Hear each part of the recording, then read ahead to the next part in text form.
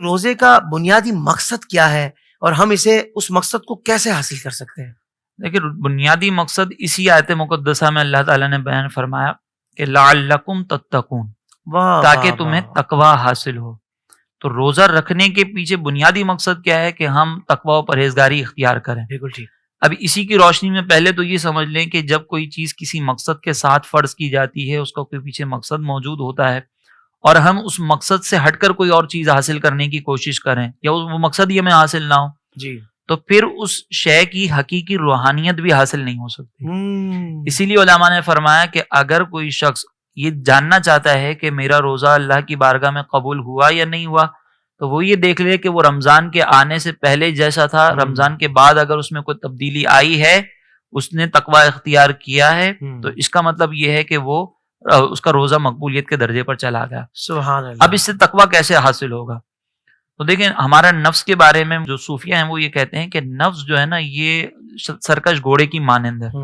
سرکش گھوڑا جب بدکتا ہے تو اس کو کنٹرول کرنے کے لیے، قابو کرنے کے لیے بھوکا رکھا جاتا ہے اور اس کے اوپر بوجھ لادا جاتا ہے تو وہ قابو میں آ جاتا ہے۔ اسی طریقے سے آپ دیکھیں کہ روزے میں اللہ تعالیٰ نے فرمایا لعلکم تتقون، تاکہ تمہیں تقوی حاصل ہو، تمہارا جو نفس ہے وہ قابو میں آ جائے۔ جی، وہ کیسے قابو میں آئے گا کہ ہم دن میں بھوکے پیاسے رہتے ہیں، کوئی کھانے کی چیز کو ہاتھ بھی نہیں لگاتے، جی، اور رات میں پھر ہمیں تراویح کی عبادت دے دی گئی اضافی۔ اللہ۔ ویسے تو 5 نمازیں پڑھنی ہیں، لیکن ساتھ میں 20 رکعتوں کا مزید اضافہ کر دیا گیا۔ تو جب کوئی روزے کو اس انداز سے گزارے کہ اس کو بھوک بھی محسوس ہو، اللہ، اور پھر وہ رات میں اہتمام کے ساتھ تراویح بھی ادا کرے، قرآن کی تلاوت بھی کرے، اور پھر جو سرکار علیہ السلام نے دیگر امور بیان کیے ہیں کہ جھگڑا نہ کرے، اگر کوئی جھگڑنے کی کوشش کرے تو اس کو روک دے کہ بھائی میں روزے سے ہوں، تو جب ان امور کے ساتھ انسان روزہ رکھے گا تو یقیناً اس کو تقوی حاصل ہوگا۔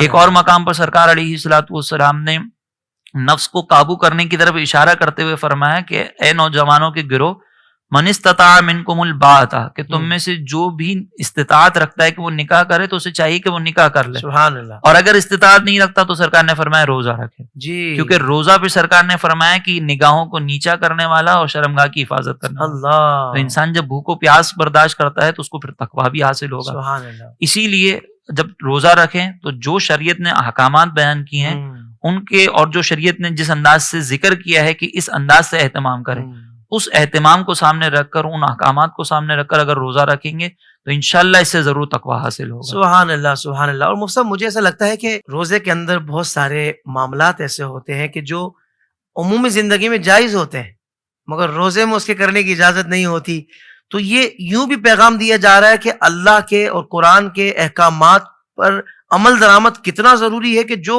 ہمیشہ حرام ہے تم ان سے نہیں بچ رہے، اور روزہ دیکھو آپ کو بتا رہے ہیں کہ جو چیزیں جائز بھی ہیں عمومی زندگی میں ان سے بچنے کا ذہن دے کر یہ بتایا جا رہا ہے کہ جو حرام ہمیشہ ہے ان سے تو بچنا ہی ہے۔ اور پھر ساتھ میں یہ بھی آپ دیکھیں کہ ایک تو جائز چیزوں سے بچنا ہے، اور پھر ساتھ میں ایک اس طرف بھی توجہ دلائی جا رہی ہے کہ انسان روزے میں، حالت روزہ میں ہے یا نہیں، یہ کسی اور کو معلوم نہیں ہوتا۔ کیا خوبصورت! ہم جب نماز پڑھتے ہیں نا تو لوگوں کو پتا چلتا ہے یہ نماز پڑھ رہے ہیں، زکوٰۃ دیتے ہیں تو ایٹ لیسٹ جس کو زکوٰۃ دی جا رہی ہے اس کو تو پتا چل ہی جاتا ہے کہ ہم زکوٰۃ دے رہے ہیں۔ لیکن روزہ ایک ایسی عبادت ہے کہ انسان کے اپنے علاوہ کسی اور کو نہیں پتا ہوتا کہ اس نے روزہ رکھا ہے یا نہیں رکھا۔ تنہائی میں جا کر اگر کوئی کھا لے تو اس کا روزہ تو ٹوٹ جاتا ہے، لیکن قوم کو نہیں پتا چلے گا۔ تو یہاں پہ اخلاص کا بھی درس دیا جا رہا ہے کہ تمہاری توجہ اپنے رب کی جانب رہنی چاہیے۔ تو جو یہ رمضان میں اپنے رب کی طرف توجہ کر لے گا روزے کے دوران، تو انشاءاللہ پھر وہ ساری زندگی، سارا سال اپنے رب کی طرف متوجہ ہوگا اور تقویٰ کا حاصل کر لے گا۔ سبحان اللہ، سبحان اللہ۔